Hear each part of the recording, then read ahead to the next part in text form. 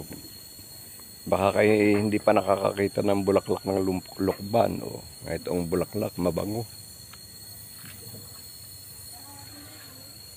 Ayan, daming bulaklak dito, lukban.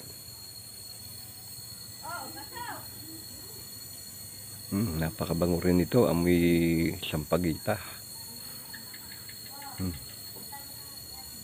So, lukban yan.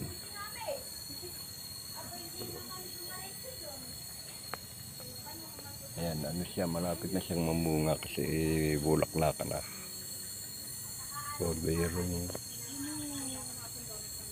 meron pang mga laywan maraming laywan, saka yung ibang mga insektong sumisipsip ng katas. Napakabango.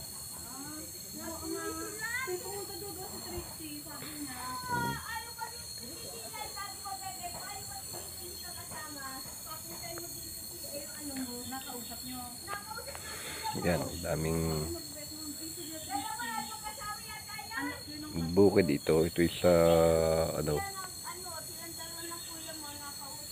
saknong dasma, ilang-ilang.